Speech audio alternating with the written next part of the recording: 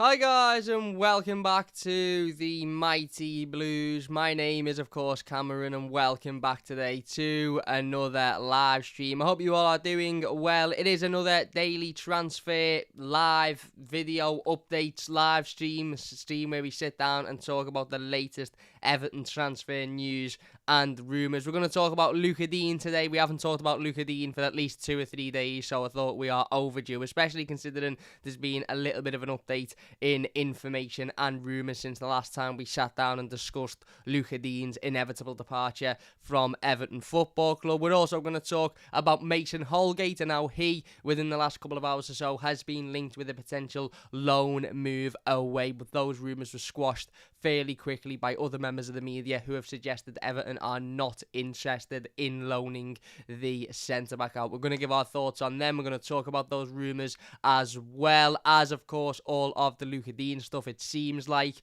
Luca Digne may have found his next club, as the latest news is stating that Aston Villa are in advanced talks with Everton for Luca Digne. They seem to have walked away or ran away from the other side's chasing the signature of the French international left-back. Chelsea were deemed didn't want to pay the asking price that Everton were willing to pay. They only wanted a loan, which makes absolute sense considering that they're only wanting a short-term replacement for Ben Chilwell, who ultimately will become the number 2 when Ben Chilwell does return to fitness. So it makes sense that they aren't willing to spend 20, 25, 30 million pounds on somebody that is only really going to be utilised for about 6 months or so. Newcastle, apparently Luca Digne wasn't too interested in the Newcastle move. The clubs over in Italy apparently couldn't afford his wages, or certainly couldn't afford the deal that it would have taken for Luca Digne to join their club. So it seems like at the moment, and this is at the moment, this could change at any point, Aston Villa are the runaway side. So let's get into the rumours anyway. Let's add a little bit of substance to it, because you might be sitting there thinking, Cam, are you just making this up? Have you just decided to come and sit down and pick a team out of thin air and link them to Luca Digne? Well, no, I haven't. This news first come from Rob Dorset at Sky, and he said Aston Villa are in advanced talks with Everton over the transfer of Luca Digne. He said Chelsea have not pursued interest, while Digne prefers Villa over West Ham and Newcastle. Fee is to be agreed, probably between 20 and 25 million pounds. That was then backed up by The Athletic, who of course we know are a very, very reliable source when it comes to transfers and ins and outs at Everton Football Club. They said Aston Villa are in advanced talks with Everton for the signing of Luca Digne. Steven Gerrard has identified the Frenchman as his top target, with Villa now confident of increasing their options at fullback. Fabrizio Romano then jumped on it and said Aston Villa have been working for days to sign Luca Digne. They've always been the front runners. Chelsea are out of the race. Talks on, not 100% agreed yet between clubs. El Ghazi has also been discussed. Bit of a mad one. Nothing agreed on this point, as Everton want cash. He also said next week will be key, meaning this week, because this was on Sunday, I believe. We then had TalkSport earlier yesterday morning saying that Luca Digne had agreed personal terms with Aston Villa on a long-term contract, and Villa are hopeful of completing a £25 million move. Fabrizio Romano then said key week starting for Luca Digne. New direct contacts will take place between Aston Villa and Everton to discuss a fee on potential move, on permanent move. Digne's understood to be attracted by Villa, but it is not yet fully agreed between the two clubs.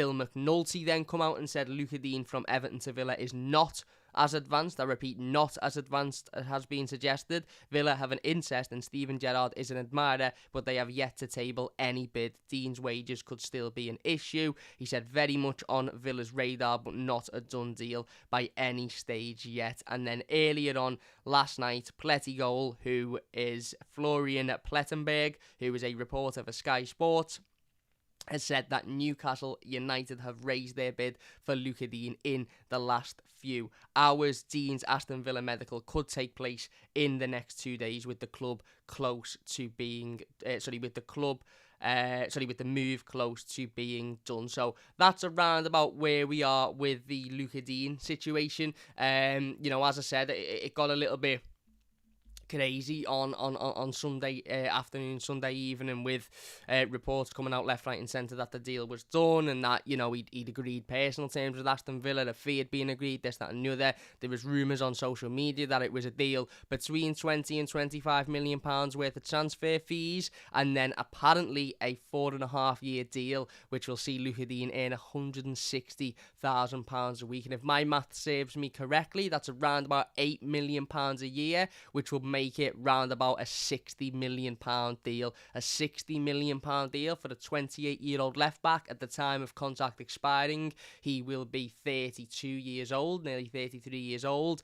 That's an awful lot of money from Villa's point of view. But again, they're just rumours. They were just numbers that were put out there on social media. They mightn't be true in any sense. But I would assume that the fee that Everton are looking to accept within the region would be around 20 to 25 million pounds. So I believe if Villa are wanting to get this deal done, I assume it will be in and around that transfer fee. The wages situation is completely up to Aston Villa and Luca Digne. I suppose he is earning, I think, over £100,000 a week at Everton, certainly in and around that mark, and it appears that Aston Villa will be willing to offer him, more than that. So, listen, it's interesting, isn't it? Obviously, when this news was released and when this was put on Twitter, there was a lot of Evertonians who had various differences in opinions, and they varied from one extreme to the other. One extreme was, it's a fantastic deal that we're managing to get 25 million pounds for the left back that's 28 years old.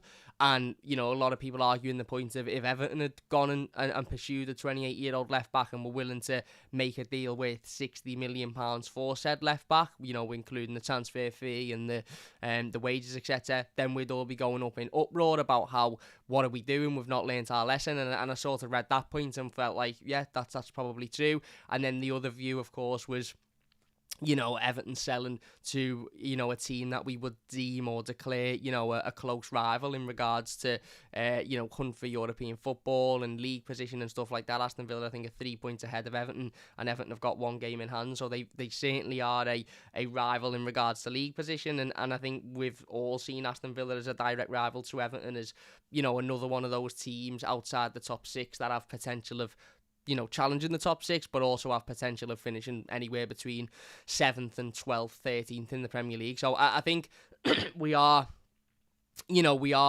both clubs are in a very similar position at the moment in regards to, as I said, within that, well, I'd like to think Everton are also in that area of, you know, decent Premier League sides who could, if they have a good season finish in a European position, if they have a bad season finish anywhere as low as 12th, 13th, as Everton have done on a new number of occasions over the last few years or so.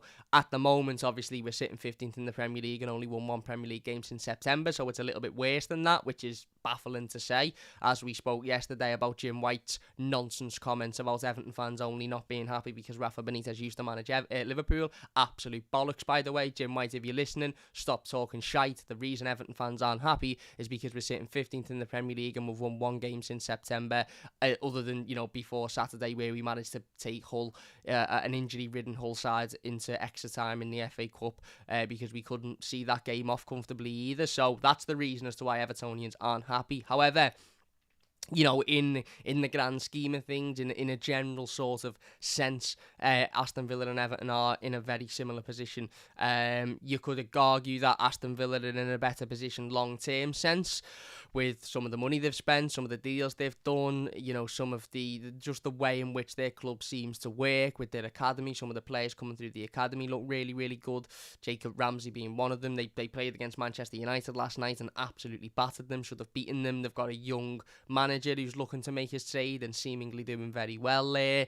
You know, they've got a director of football, or a sporting director, whatever you want to call it, who is open with the fan base, who seems to come out and talk to fans and you know, explain decisions that they make, and done it with the Jack Grealish deal and stuff like that. So I understand why some people would say Aston Villa, in a general sense as a football club, are ahead of Everton in regards to I suppose the contentness of their fans and the happiness of their fans with how their club is ran, whereas Everton obviously are in I think what one could only describe as an absolute shit heap at the moment with everything, with managerial situations, with the managerial appointments, with certain players not being anywhere good enough to be at the football club, with the board not seemingly understanding how to run a football club. We're just in an absolute mess at the moment, whereas Aston Villa, albeit in and around a similar position to Everton, seem to be a lot, I suppose,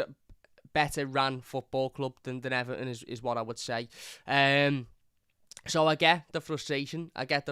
With Everton potentially letting, one of our best players in Luca Digne. And he is, let's have it right. I know some people are now jumping on that he hasn't been good for 12 months, he hasn't been good for 18 months, this, that and the other. If I'm being perfectly honest, I think last season he started the season absolutely brilliantly, as everybody did. We went, 7 games unbeaten. We were top of the league under Carlo Ancelotti. Dominic Calvert-Lewin was scoring hat-tricks. Luca Digne was getting multiple assists. James Rodriguez was here and was boss. Everybody had a great start to the season last season, including Luca Digne. And as the season progressed and as the season went on, obviously Luca Digne picked up quite a significant injury that kept him out for a period of time. And then when he come back into the team, the simple fact of the matter is we weren't as good. Everybody had dropped a level, including the manager and the decisions the manager was making, and we never really got to see the best out of Luca Digne in those last few months of last season. However, he still was, you would probably argue, one of the shining lights in what was a very, very bad few months to be an Evertonian. Fast forward into this season, he hasn't started the season well. He obviously, has had a falling out with the manager. He obviously, hasn't got a relationship with the manager, and the manager hasn't got a relationship with him, and ultimately that seems to be the reason as to why he's leaving the football club. However, as I said, taking away the situation and the fallout with the manager and everything that's gone on behind the scenes, he hadn't had a great start to the season. Defensively, he was making mistakes. The last game he played was the Merseyside derby, and he was really, really poor. Don't get me wrong, he's not the only one. Everybody has been poor defensively this season, and everybody on that pitch in an Everton shirt, barring 1 or 2 players, was poor in that Merseyside derby. But Luca Digne was no exception. He was poor in that game. And again, no assists so far this season. Hasn't really been doing it. He would probably argue that was because the manager's tactics have avoided them getting forward, which wouldn't really make sense considering the manager keeps talking about wanting attacking fullbacks, but would make sense in the sense of that we haven't really scored many goals recently and we've been absolutely shite. So, again, 28 years old, certainly a fan favourite. Technically, I don't think there's any doubt in that. In terms of creating chances, bursting down that left-hand side, I don't think there's a better crosser of a ball at Everton Football Club. Maybe Andros Townsend now, but we haven't really seen that. I don't think there's a better player at creating chances from those areas. And with Dominic Calvert-Lewin in the box, if you were to say to me, name any Everton player in the current Everton squad that you want crossing the ball into Dominic Calvert-Lewin, it probably would be Luca Digne. So it is disappointing to see him leave like this. I'd be lying if I was to say I was heartbroken, and I think there's a number of reasons for that. One of them is because over the last couple of months, Everton have drained me so much of every form of emotion, watching dross performance after dross performance after dross performance. And whilst Luca Digne has been a part of some of those performances, I'm not directly blaming Luca Digne for them, but I've sat here on instant match reactions and player ratings and live game reviews and videos and sat for hours and hours and hours on end pouring my heart out about this Everton team doesn't care, and how, if the majority of them left I wouldn't bat an eyelid, and how they don't give it 100% and they don't show how much they want to play for the football club, and they don't, they're not interested in this, that and the other. So when it comes out that a player doesn't want to be here, the reasoning for me was sort of put on the back burner. Yes, it had Rafa Benitez not been at the football club, Luca Digne might still want to be here. Had Rafa Benitez not come in and maybe had a falling out with him, there wouldn't be an issue. I understand all of those points, but as soon as I heard the player doesn't want to be here, I just sort of switched to, I'm not interested then. I'm not interested, because I can't sit here and pretend to be devastated and pretend to be absolutely heartbroken, because I've been through it time and time and time again. And the older I've got, the more I've started to tell myself, this is football. I remember saying to myself as a 14, 15-year-old lad, if Ross Barkley leaves Everton, I will genuinely be heartbroken. I don't think I'd ever get over it. Ross Barkley left Everton, and within 2 weeks, I wasn't asked. And I remember saying to myself when I was even younger, 10, 11, if Mikel Arteta leaves Everton, I'll be absolutely heartbroken. I don't know if I'll ever be able to go the game again. Literally 2 or 3 years later, he's returning to Goodison Park, and I'm screaming and shouting at Everton players to get in his face and to have a go at him, because he left us in such a, well, what was deemed at the time, certainly for me, as, you know, a negative manner. So I know full well that if Luca Dean leaves Everton Football Club, and depending on when he leaves, he might even make his debut at Goodison Park. Yes, there'll be fans that'll clap him, and yes, there'll be fans that'll cheer him, and yes, there'll be fans that may get behind him because of who's in the dugout and the situation that we know, or seemingly the situation that we've been told of, that there's been a direct fallout, and that's the only reason Luca Dean wants to leave Everton. In a year or two's time, and we might have a new manager, and Mykolenko might have settled in and might be absolutely brilliant, it'll only take Luca Dean turning up to Goodison and making one bad tackle or trying to get in the face of one of our players, and that whole atmosphere will change. And I've seen it a million times before. So I'm not heartbroken, because I've given so much to this football club and these players over the last 23 years of my life, but specifically over the last couple of months, and they've let me down time and time again. And Luca Dean has been a player who has let us down, you know, a number of times this season. I'm not directly putting it on him, because every single one of those Everton players have let us down on a number of occasions, but I can't sit here and lie and say I'm absolutely heartbroken, because I'm just not. As I said, maybe Richarlison, because of how much he really takes in the football club, and, you know, engages with the fans, and just the little bits and bobs that, you know, that Richarlison is. Maybe I would be, you know, a little bit more upset if it was somebody like Richarlison. But anybody else, even Dom, I love Dom. I think he's brilliant. I think he's absolutely great. But if he left tomorrow, I'd be disappointed, I'd be worried, I'd be frustrated, but I wouldn't be heartbroken. I wouldn't be sitting here in tears thinking it's the end of the world. I'd think, well, yeah, he's a good player. He probably deserves more than what we are. We'll move on and we'll live without him. Because, again, this isn't the David Moyes Everton side that you'd turn up and you'd be able to fight and get behind, because they'd always fight and they'd always give it 110% and they'd always show that they cared. This is an Everton team that I've sat here on a number of occasions and slaughtered the players for not showing that they cared, you know, not giving it 110%, not giving the best.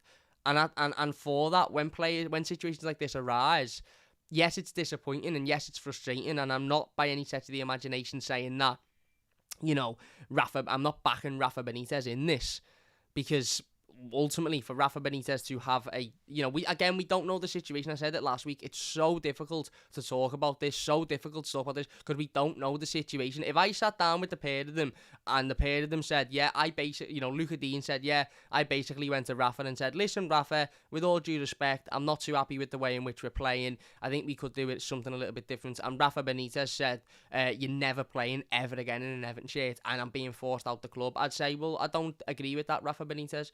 But we don't know that that's the situation. You know, there could have been a bigger falling out. Dean might have gone and said, I demand European football, or I demand to play in a better team with better ambition, or whatever. We don't know the situation. We simply don't. And I've said it before, and I'll say it again, and I've said it on a number of occasions. I even think I said it when I was on Toffee TV once. When you don't know the whole of a situation, when you don't know everything that's gone on, you fill the spaces with the context that you may have heard from somebody's uncle's, aunties, granddad's cat who walked past Finch Farm once on a Tuesday and, you know, overheard the conversation, or you fill it with something that you've seen on Twitter, or you fill it with what you think. And the overall context that we think is that Dean had a bit of a problem with Benitez's style of play, and Benitez said, get out the club, you're never playing again. And if that's the case, then that's wrong. But Benitez is coming out and saying he doesn't want to be here. So what am I meant to do with a player who doesn't want to be here? Now, again, we don't know the reasoning for that, because Luca Dean seemingly was happy enough to sign a new contract, long-term contract, less than a year ago, and commit his long-term future to Everton. So he wanted to be here then. So that would lead us to think that it is directly because of Rafael Benitez. But footballers change. Look at Carlo Ancelotti. Carlo Ancelotti said on a number of occasions last season, this is my club, Everton is my club. It'd be a dream to guide Everton into the Champions League. It'd be a dream to guide Everton into the new stadium. first sniff of a bigger club that come in for him, and he was gone. And it was, yeah, I do like Everton, but look at the affiliation I've got with this club. And some would say, yeah, but that was Real Madrid, Cam, this is Aston Villa. But we don't know what's gone on. We don't know what's gone on. And as I said, I can't sit here heartbroken because I'm not heartbroken. I'm honestly not. I'm not heartbroken. It's disappointing.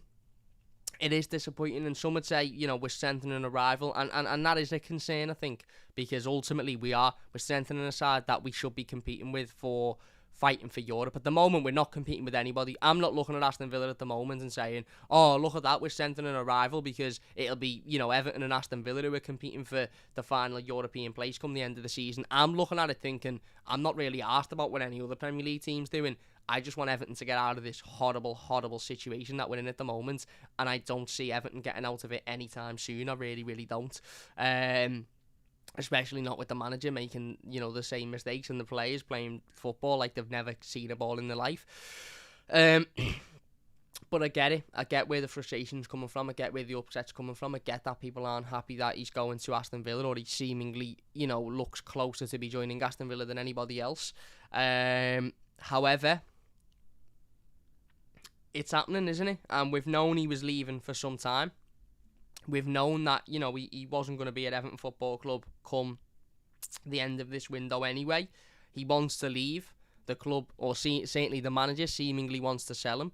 And there might be a multitude of reasons as to why that is, and there might be a multitude of reasons as to why this could have been avoided, but it hasn't, and this is the situation, and we've already brought in his replacement for £20 million, and given our financial fair play situation, we were never going to keep Luka Digne whilst bringing in Vitaly Mykolenko for that money. So when you think about how long the Mykolenko deal was done for, it was done before Christmas, if reported to be believed. So Luka Digne has been upset since then and wanting to leave the football club since then, because Everton have proactively gone out and brought in his replacement already.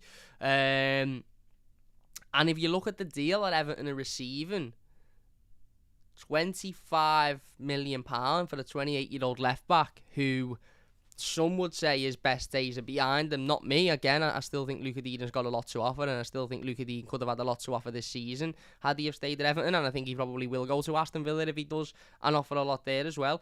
But £25 million for a player that is 28 years old. And look at the deal Aston Villa are offering, by the way. This is one thing I do agree with, and I'll say this openly. Whether you agree with the Luka Digne situation or not, whether you're happy with it, whether you're, you know, against Rafa Benitez for it, whether you're for Rafa Benitez for it, one thing I do agree with is flip the switch and put Everton in Aston Villa's position. If Everton were interested in buying a 28-year-old left-back for £25 million and paying him £160,000 a week for 4.5 years, in the short term, we'd all be saying, great that, yeah, good deal, that, look at how good Luka Digne is. But knowing what we know as Evertonians, knowing what we've learned from deals that we've done in the past for various different players, Yannick Bolasie, he who shall not be named, you know, Wayne Rooney, Cenk Tosun, Theo Walcott, we'd sit here and go, bit of a risk that. Bit of a risk. You know, although he's a really good player now, it's a lot of money for a player that in 18 months' time mightn't be anywhere near the player that he is now. So I really understand that thought process and that opinion as well, and I agree with it. We've demanded as a fan base for years for Everton to do more deals like Mykolenko, like Patterson, young players that are hungry, that are going to want to come in. I mean, Mykolenko's done an interview today talking about his debut, saying I wasn't happy with it, don't think I played well enough. That's what I want. I want that attitude. I don't care if you're Luka Digne, Dominic Calvert-Lewin, Jordan Pickford, Richarlison, X, Y, and Z. I don't care who you are. If you don't want to be at Everton Football Club, see you later. See you later, because Everton Football Club will be here beyond every single one of these first team players, and it'll be here beyond the next group of first team players and the next group of first team players. I support Everton Football Club. I don't support Luka Digne FC. I don't support Richarlison FC. I don't support Calvert-Lewin FC. I support Everton Football Club. So I want players here that want to be here. Now, that's not me saying that I'm backing Rafa Benitez, because anybody that's watched this channel or watched these videos over the last couple of weeks will have heard me say on a number of occasions, I think that Rafa Benitez should have been sacked weeks ago, absolute weeks ago, because at the end of the day, and that's nothing to do with Jim White's watching, by the way. That's nothing to do with his Liverpool connection. That's to do with winning one game since September in the Premier League. But that doesn't mean that I'm all of a sudden going to sit here and go, yeah, and those players that don't want to be here, I'll support them. No, if you don't want to be at Everton, then see you later. See you later. What Luca Dean could have done, in another sense, and maybe he has done this and he's being forced to leave. Again, we don't know the whole situation. Luca Dean could have got his head down and gone, well, okay, I don't agree with you. I don't agree with your decision making, but I'm going to get my head down, I'm going to work hard, and I'm going to fight for the team that pays me a really, really nice lump sum of money every single week. Now, we don't know, again, the context behind the situation is because of the fact that Rafa Benitez is being so poor in recent weeks and months with his decisions and with his managerial situation. Everybody jumps to the assumption that Rafa Benitez is the bad guy and Luca Dean is the good guy. So the assumption is Luca Dean has been getting his head down, working hard in training, and Rafa Benitez has basically said, I don't care, you're never playing again. Now, Luca Dean has been turning up for training. We know that, obviously, because he's been pictured. He's been seen in videos turning up for training. So I'm not going to accuse him of, not being committed in that sense. But has he said, you know what, I'm just going to get my head down, work hard, and and battle for this football club, and if the manager chooses me, the manager chooses me. If he doesn't, he doesn't. Or has Luca Dean gone, well, I want to go then, I want to leave? Because as I said, I don't care who you are, I don't care who you are, I don't care how light you are, I don't care if you're a fan favourite, I don't care if you're not. If you don't want to be at Everton, I don't want you here. I don't want you here at the end of the day. The manager, and whether or not he should still be in a job, is a different question and a different talking point. I want players at Everton that want to be at Everton, i.e. Mykolenko, i.e. Nathan Patterson, i.e. Richarlison at the moment. But if Richarlison turns around in the summer and says, I don't want to be here, I wouldn't hold anything against him, because he deserves a move probably to a European side. But I'd say, sound, go then. If you don't want to be here, don't be here. Because I'm an Everton fan, I'm not a fan of, I'm not a Luca Dean fan or a Richarlison fan or etc, etc. So I understand the frustration, and I understand that this situation is very much one person versus another. It's very much your team Rafa Benitez or your team Luca Dean.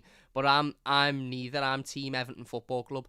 I'm what's best for Everton. And if there's been some form of falling out there and it's unfixable, and the best outcome for all parties, including Everton, is for the player to leave and Everton to get a luxurious sum of money for a 28-year-old left back that we might not have gotten in a year's time, 2 years' time, then, and that luxurious sum of money will allow us to go out and build in other areas, i.e. centre midfield, centre back. We've already bought in a left back and a right back. Then, is it the worst thing in the world? I don't think it is the worst thing in the world. Is it disappointing and frustrating? It is, because it's a risk ultimately. Luca Dean is typically consistently a top Premier League left back, creates a lot of chances, creates a lot of opportunities for Everton. So yes, it is a risk. And Mykolenko coming in, we don't know whether or not he's going to be able to match that. But it's here and it's happening, isn't it? It's here and it's happening. And as I said, I honestly do believe, give it 2 or 3 weeks, give it after the Aston Villa game at Goodison, when he might play, and again, it'll be a really weird atmosphere. But again, if, let's say, Luca Dean goes to Aston Villa and he makes his debut at Goodison against Everton, or he plays at Goodison against Everton, I won't be cheering him. I might give him a clap for his time at Everton and for his commitment previously. But if he goes in for a tackle with an Everton player, I'll be getting behind the Everton player. And maybe that'll lift the atmosphere, maybe that'll lift the mood at Goodison. Because it'll be, right, get behind the team, get behind the players.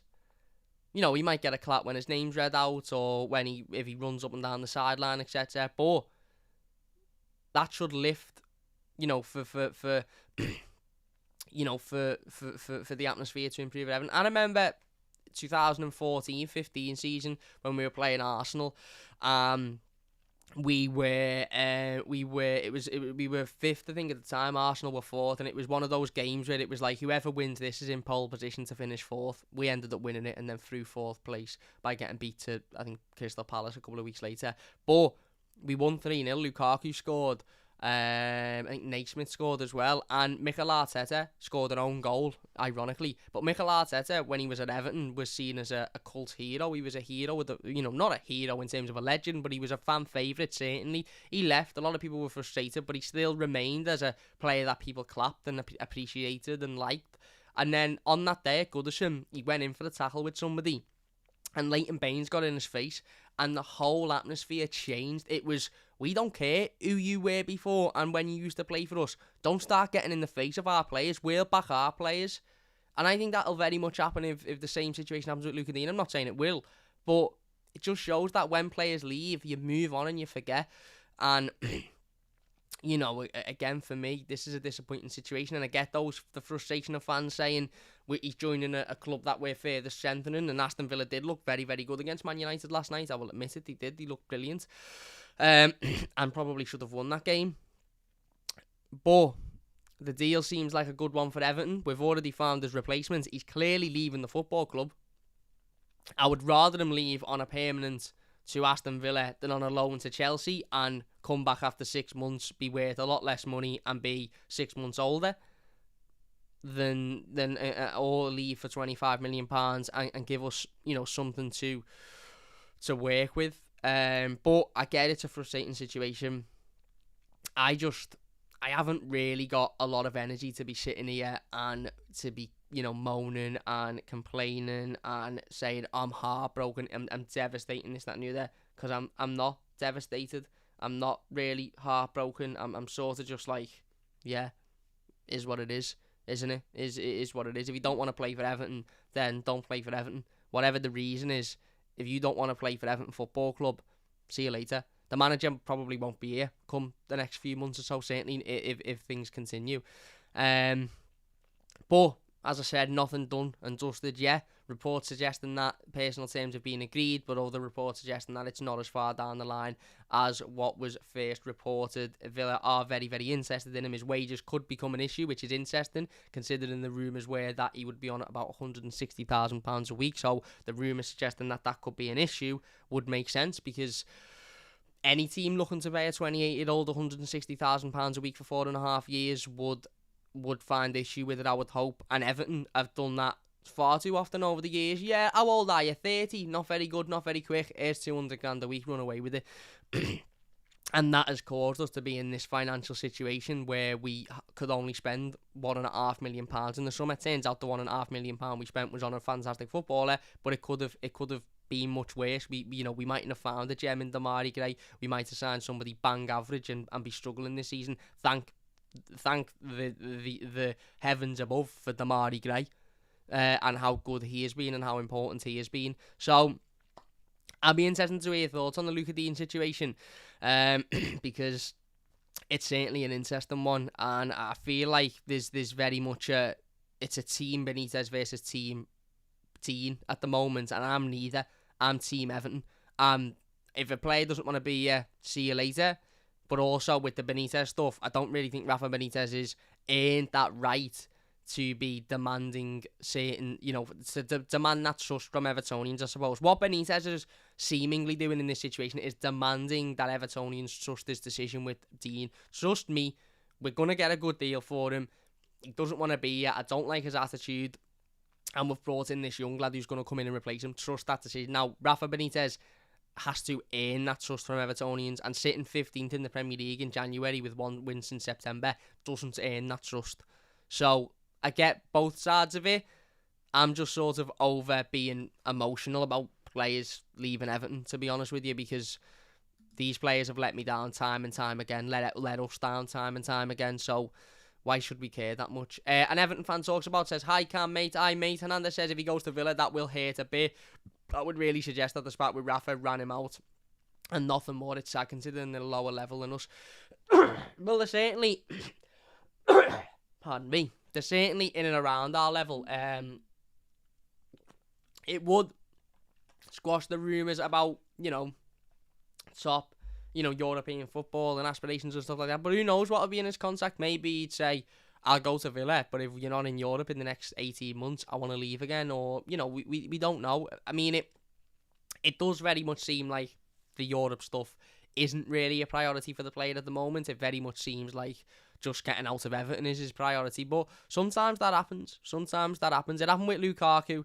It happened with Ross Barkley, and a lot of people blame Ross Barkley. But really, at the time, Ronald Koeman was probably more to blame than Ross Barkley for Ross Barkley leaving Everton, and the way in which he did. But Ross Barkley still takes that blame for this day. I'm not defending Ross Barkley or saying we should go back in for him or anything like that. But Ronald Koeman was a manager who often made awful decisions managerially, and was sacked for it. But we don't sit here and cry about any of the players that he let go or anything like that. So with Digne, he's a good player. He's a really good player, and he was a fan favourite, and I understand the frustration around it. But I've accepted it now. I've accepted it.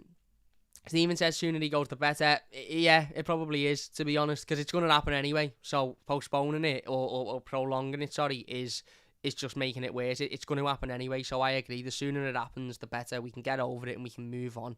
If you are enjoying, by the way, please hit that like button. 80 people watching. If you could get the likes up, that would be an absolute massive amount to me. Jason says, hi, Cam. Hi, mate. Adam says, as much as it hurts, it's good business. It is good business. Whether you like it or not, it is good business. Jason says, in the summer, Gerrard wouldn't sell us Patterson because of who we are, but we sell our best player to him. Wrong in my eyes. Should have told Gerrard no. I think, if my memory serves me correctly, I think the Patterson deal was more we couldn't afford the upfront fee that Rangers wanted. I mean, if you look at what we pay for him now, it's said to be around 14 to 16 million pounds up front. 11 million pounds up front, and the full deal being around 16 million pounds. We could never have afforded 11 million pounds up front in the summer. We only spent £1.5 million, and we couldn't afford any more than that. So I think it was Gerrard like to say in his interviews that it was, I'm not letting him go to Everton or whatever. But in reality, it was nothing to do with Gerrard. It wasn't his decision. It was the fact that Everton couldn't afford the upfront fee at that point. Gerrard also said about 3 weeks later, I'm not going to Aston Villa, and then signed for Aston Villa. And he also said last week, I'm not signing Philippe Coutinho, and signed Philippe Coutinho. So Steven Gerrard, like other managerial people that are associated with a certain football club, chat shite, and I think we've learned that over the last 24 hours or so. And Anders says it will be the first time we made some money on a transfer, in a while. It's like the Newcastle money, says Phil. Well, he doesn't want to go to Newcastle, does he? And you're not going to be able to force him to sign for Newcastle. Patterson, not Pattinson, says James. Says Jason. Yeah, Stephen says we don't want to put these teams off. Say it's a great deal. Philip says 160k a week. Then people wonder what's wrong with football. Rich says Dean is on 119k, Mina 120k, Gomez 112. Three biggest earners. Would we really miss any of them? I think Rafa will have his eye on getting Mina out of FFP, and if he does, there'll be uproar about that as well. Can you imagine Rafa Benitez allows Luca Dean to leave or sells Luca Dean and then turns around and says, right, Yerry Mina's next? And again, it is a situation. I said this the other day, and I stick with it. Rafa Benitez is making a lot of decisions and saying a lot of things that if Everton were in a better situation in the league, we'd probably sit here and go, do you know what? That's a decent decision. If Everton were top 6, fighting for Europe, or even just in the top 7 and 8, battling there and winning games of football, scoring goals, working hard, playing good football, we'd all be sitting here saying, do you know what? Some of these decisions he's making, moving on a 28-year-old left back who doesn't want to be here, looking to move. Let's say hypothetically we do look to move on Yerry Mina. Not saying we will or we won't, but moving on Yerry Mina, who's always injured, and we'll get some money for him. It's a good decision, but it's because we're tactically the manager's making so many bad decisions, and he doesn't. Rafa Benitez at the moment is coming across as somebody that is doing a decent job at sorting the club out in a weird sort of way in regards to, some of the transfers we've made have been some of the best transfers we've made in years since Benitez has come in. Whether we like it or not, the Rondon one is an exception, but I'm talking Damari Gray for a 1.5 million. I'm talking 2 young fullbacks that we've been calling out for, certainly a right back that we've been calling out for. Townsend is a decent bit of business. Some of the things he's saying make sense, but it's because we're 15th in the Premier League and he's seemingly so bad at managing a team of footballers, and the football's awful and the players don't really seem to know what they're doing. That's what's tipping him up. It's actually what his job is that is tipping him up, and he's sort of doing the director of football job as well, which is a bit mad. But as I said, imagine Rafa Benitez went from Luca Digne leaving to, right, we're going to get Yerry Mina out, then there'd be uproar again, because Yerry Mina is a fan favourite. Yerry Mina is somebody that obviously we all appreciate. He's a massive character, and on the pitch, he's an unbelievable footballer. He really, really is. But he's got 16 months left on a contract. He's never fit, and you may find a side that would be willing to pay us a little bit of money for him. So that would be another situation we'd have to think about. Although I do love Yerry Mina. Where are we then? Where are we? Oh, I've lost where we are. Here we go. Stephen says, Villa have had a few good games. Whoop-de-woo. They're shite. Rich says, we obviously need to replace Mina with a leader. We need to forget the Mina situation. If Mina stays or Mina goes, regardless of Yerry Mina, we need to go out and bring in a centre-half this transfer window. Absolutely 100% nailed on. We need a leader at the back. I completely agree. We need somebody that is going to turn up and, as I said, be that confident, demanding, physical presence at centre-back, because we haven't got it. Ben Godfrey's a good defender, but he's not a presence. Michael Keane is not very good. Mason Holgate is not very good, and Yerry Mina's never fit. Are we still paying the unnamed player, says Philip? I believe so. FFS says Philip. Basic Tig says, give Cam a like. Thank you very much, my mate. Really appreciate it. The Mighty Blues #1 fan says, hi Cam, do you think 25 million is a bargain for Villa for such a boss player like Lucas? Not really, no, if I'm being honest. Not really, because if he was 23, 24, I'd say, yeah, it is a bargain for a player of that quality. But 25 million for a 28-year-old, in any sense of the imagination, in no matter how good of a player they are, is financially a big risk. Aston Villa aren't going to make money on Luca Digne, are they? Nobody is signing Luca Digne for over £25 million when let's say he stays for 2 years and he's there when he's 30, 31. Nobody is signing a 31-year-old for that amount of money. Nobody. Even if he goes on and has 2 really, really good seasons. So, he's a good player, and they're getting a really good player. Don't get me wrong, I'm not saying he isn't, but financially, I think it's a risk. Why would we not, says Wormy. Jason says, yes, give Cam a like, and if you haven't subscribed, if you could subscribe, that'd be absolutely amazing. That would mean a massive amount to me if you could hit that subscribe button. It's Cameroon, says Glenn. Philip says, I remember the shock and horror when we sold Ball and Whittle. Are you really going to sign Sanchez, says Arsenal for life? I hope not. The Mighty Blues #1 fan says, Cam speaking facts. Thank you, mate. Stephen says, all the time we've had Dean, we've won nothing, so get a decent wedge for him. Age 29 makes sense to me. Get some new, younger, hungry players in who will fight for us and may end this 27-year drought. Well, I assume that's the plan. Jason says, if he leaves before Villa come to Goodison, maybe there should be an agreement he can't play. That used to be written in most contracts years back. I doubt that'll be written in the contract now. Arsenal for life says he'll do well just like Iwobi. Iwobi's playing now for Nigeria in the African Cup of Nations. Let's have a little look how they're getting on. They're winning 1-0 against Egypt at half-time. Inceston, Kelechi Iheanacho with the goal in that game, in case you're interested in that. Let's be nice in the live comments. Damien says, been reading Golovin is an admirer of Rafa and would be up for a move to us, but his price is a stumbling block. I haven't read that, mate. Where have you read that? Delamere says, loving the content. Come on, you Blues up the Toffees. Is right, my mate. Tony says, Bawley fell out with some players like Whittle and Ananda says, is Villa in a nice part of London? Not from there, so not sure. It's Birmingham, mate. So it's about 2 hours out from London and about 2 hours out from Liverpool, so it's sort of in the middle somewhere. I believe. Might even be further from Liverpool and closer to London. I don't know. But it's somewhere in the middle. It's 2 hours on a train, put it that way. I know that because my mum, sister and missus went a couple of months ago. Official Kieran says, what's happening, Kieran? He says, I'm 50-50 on the Dean deal. If the money is right, then I'll take it, but don't like that he's being forced out of the club. Well, again, as I said, mate, it's difficult because we don't know the full situation. It would seem like he maybe is being forced out the club with the Rafa Benitez situation, but again, I'd just love to sit down with both of them and hear the story, hear what went on. And Ananda says, I hope he goes there and underperforms just so that I feel better about the situation. I'm sure Benitez will be sacked very soon, and this may not go down well if Villa finish above us. Yeah, well, listen, if he goes there, as much as I wish him the best of luck, the 2 times he plays Everton, I hope he has an absolute stinker and Damari Gray runs ring or Anthony Gordon runs rings around him, to be honest. But anyway, listen, we'll move off the Luca Dean situation for the moment because I feel like we're very much just repeating ourselves. It's happening. We need to get over it happening. We need to accept that it's happening. Whether we like it or not, it's happening. And yeah, you know, we've already signed his replacement. He made his debut the other day. He looked good, to be fair. I was impressed with him. He's done an interview. Mikalenko's done an interview today and said he wasn't happy with his performance, which is a positive because that shows that he demands better. That shows that he's hungry. He wants to improve. He wants to learn.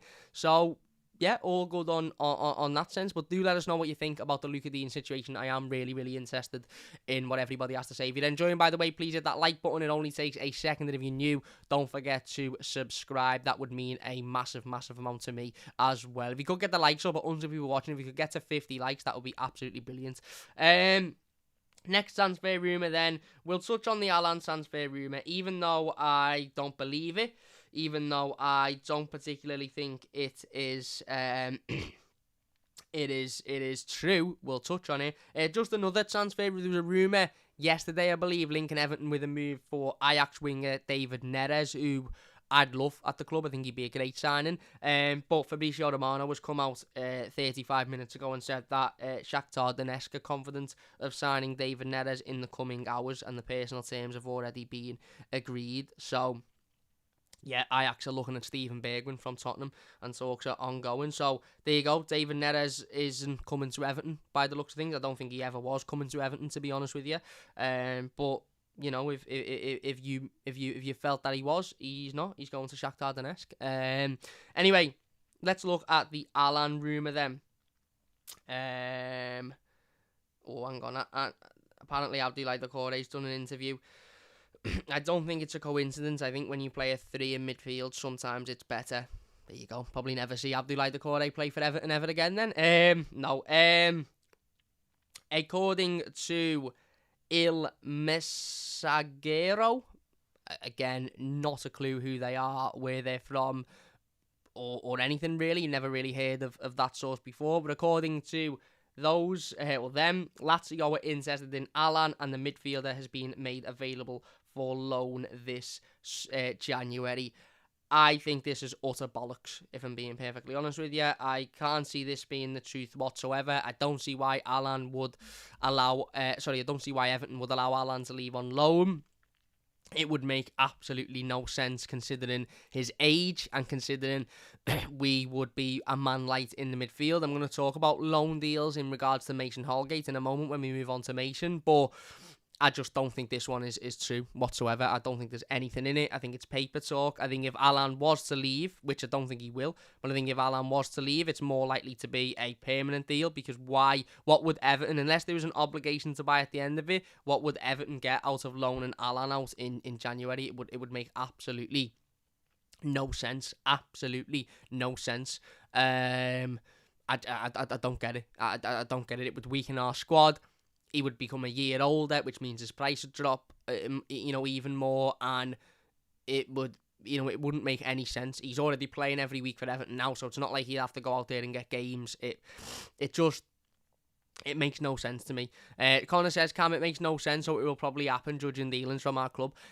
Yeah, probably, but I just don't see why this deal, it doesn't, for me, this, usually with transfer rumours, you look at them and go, I don't think it's true, but you can see where the sense is there, you can see that it's logical. This one just isn't logical, in my opinion. If it was just Allan, if it was just that, Lazio were interested in Allan and he could leave this month, I'd say, I could see why they'd be interested, and I could see why maybe Everton, if they got the right price, would sell, but alone, not a chance.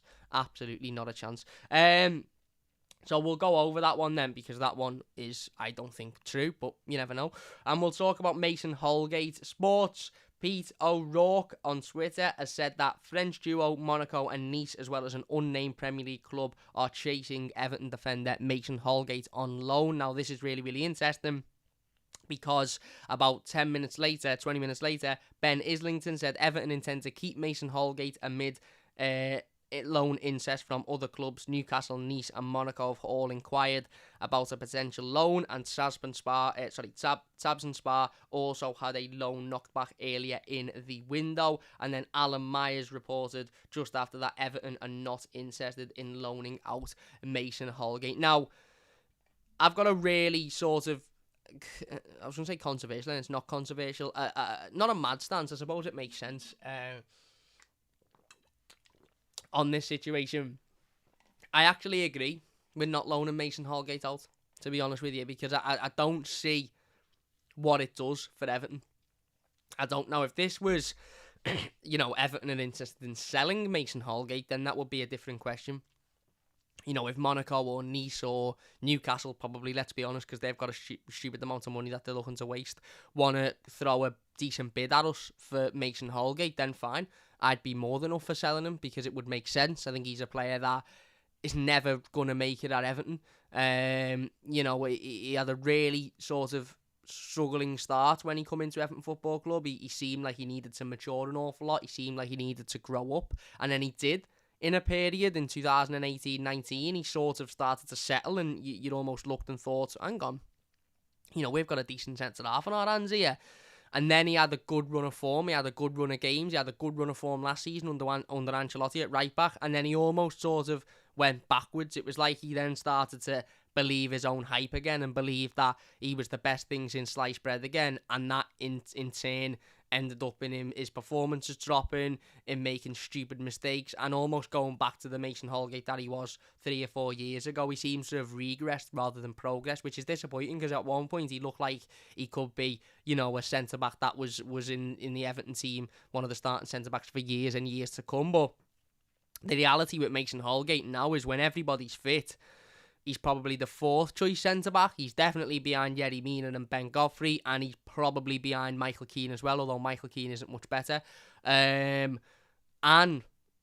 given Jared Branthwaite, the age of Jared Branthwaite, the fact that he's in and around the first team now, the fact that he was so good against Chelsea, some even would argue that Jared Branthwaite deserves to be in this first team setup and being moulded into a Premier League centre-back more than Mason does. So Mason leaving the football club, I actually think is the best thing for all parties. I do. However, leaving on loan without an obligation to buy, I think would be ridiculous. Because what that does ultimately is thins our squad for no reason whatsoever at a time when we've already got a drastically thin squad. Now, is Mason good enough to be a Premier League centre-back? I don't think so at the moment, and he's certainly not. I'm not sitting here saying, we'd lose an unbelievable player, because we wouldn't, but it doesn't really matter how good he is or how good he isn't. Everton can't afford to lose a first-team squad member like that without replacing them. Now, if you were to say, yeah, Cam, but what if Everton loan him out and then that opens the opportunity to go out and sign another centre-back, then I would say, yeah, fine. But I would say, don't go out and sign a replacement for Mason Holgate, who's just going to sit on the bench and isn't very good, because what's the point? You may as well keep Mason Holgate. Go out and sign a centre-back that is going to be better than every other centre-back we have, including Yerry Mina, and is going to get in this team week in, week out, and is going to be the centre-back that is the commanding, player in the middle who is a presence and who demands and who starts every week. Sound. If that was the case, then absolutely. But we don't know that's the case. This seems to be a separate situation in Mason Holgate to be going out on loan. For what reason? To play a bit more games. Now, Mason Holgate is what? Let me just have a look before I'm not going to guess his age, but Mason Holgate is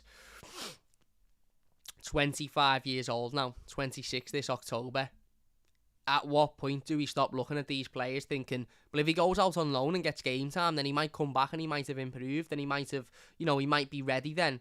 Yes, some players do shine later on in their career. Yes, some players do mature and do get better later on in their career. But by 25, he should be an established Premier League footballer at this point. By 25, he should be good enough to be in and around this Everton team starting every week. It shouldn't be a case of go out on loan, play some football, and see if you then come back good enough. He's not 20, he's not 19, he's not 21, he's 25 years old. So I just don't think it'll ever work for Mason at Everton, if I'm being honest.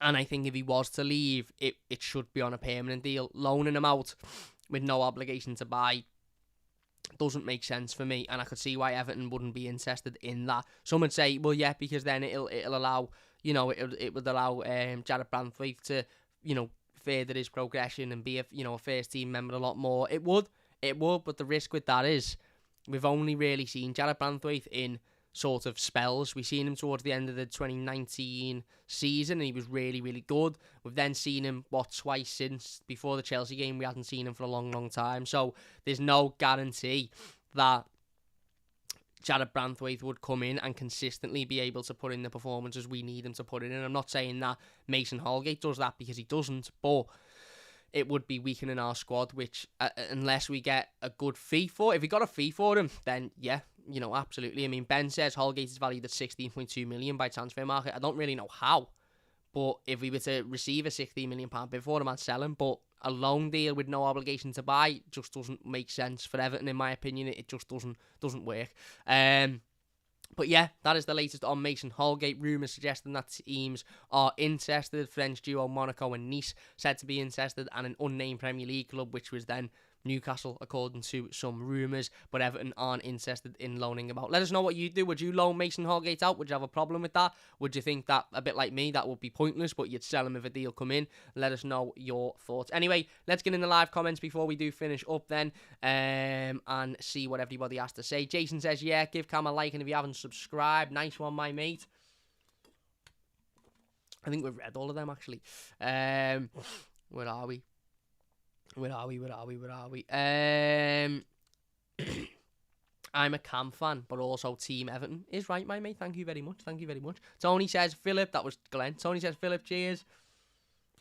Kev says, we could buy some legs for Allan. Ian says, remember the photo on the back pages? Ball looking back with his boots over his shoulder. Was it 210k?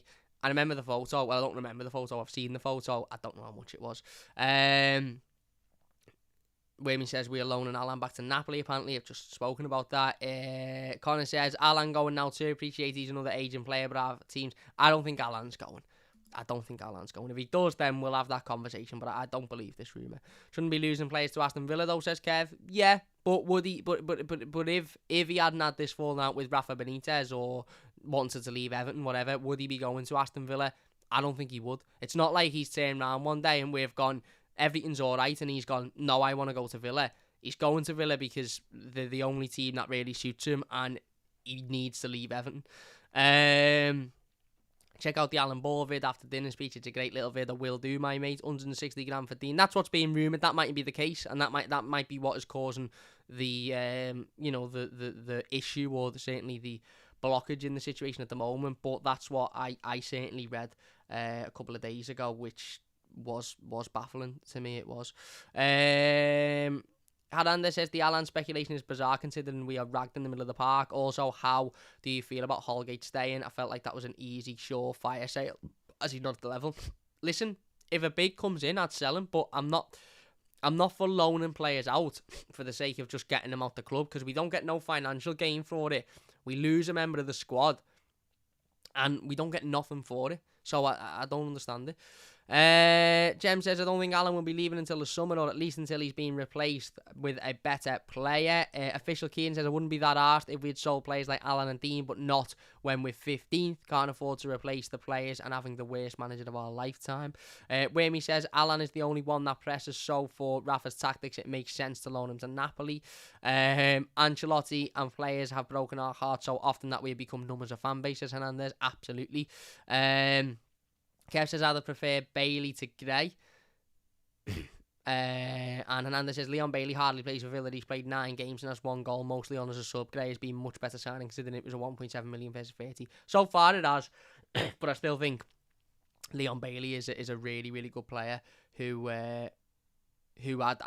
like at Everton, but I love Damari Gray as well. I really, really do. Connor says, oh, there you go. We've read that one from Connor. Kev says, I'm beating a dead horse, but I can't have Rafa. I want him gone. Wayne says, we don't want anybody to go out on loan. We want permanent transfers. JT says, I'm disappointed Mason hasn't progressed at the club. I never really liked his attitude and always thought he was a bit of a class clown with Tom. Branthwaite for me. Let's see more of this kid, of this lad. Jeff says, Kev, I oppose disappointment and don't like the man, but 30 years of failure is a reality, and maybe repeating the same mistakes isn't wise. Interesting. Raffulation says, if you get 40 million for Allan, I'd get rid of him. If we got 40 million for Allan, I'd sell him, but we're not going to get 40 million for Allan, are we? Because nobody is paying that. JT says Mason won't go abroad, maybe across the M62. Sam says if Rafa thinks Longstaff can come in to replace Allan and then basically guarantees relegation, I don't think Allan's leaving, but you know, we'll wait and see. We'll wait and see. It will be a bold move, put it that way. Jez says, let's see what our squad looks like after the business is done and players like Dom are fit again. Yeah, I would agree. Any updates on Moise Keane, says JT? None. None at the moment. None at the moment. Pat says, can't believe any of these stands until you see them paper and wearing the shirt. Yeah. On the Bobblers podcast, they said Dean wanted out before Benitez arrived. I've heard those rumours, but again, I don't know where they've come from, and I can't sit here and say I agree or I disagree because I don't know where they've come from. And Connor says, not really transfer related, but I know, but realistically, where do you think we'll finish? I think 14th. I think between 12th and 14th, probably, yeah. And Inky said, if Dean goes to Villa, I'm 100% through Benitez. The fact he's forced to Villa ridiculous. Well, let's wait and see. Let's wait and see. Anyway, we are going to finish the live stream there. Then if you have enjoyed this one, please do hit that like button. As I said, if you are new to the channel, please do subscribe. Massive thank you to everybody for getting involved in the live comments. Really do appreciate it. Sorry I couldn't get through them all, but I really do appreciate it. If you're watching as a YouTube video, leave your thoughts down below and we'll get involved with as many of them as we can as well. We'll be back over the next couple of days talking more about Everton and the latest transfer news and business, so don't forget to join us for those videos and live streams. I really look forward to getting more content out. But there you go. If you have enjoyed this one, please leave a like. Let us know your thoughts in the comments about everything that we've spoken about. Luca Dean, Mason Holgate, Allan. Let us know what you think about everything. I will really appreciate that. Connor says, thanks, Cam. JT says, 3 points this weekend, Cam. Absolutely, mate. Whammy says, so far we have replaced the left back for an interior player. Signed the right back 3 years too late. So far, I'm unimpressed. Interesting. Inferior player.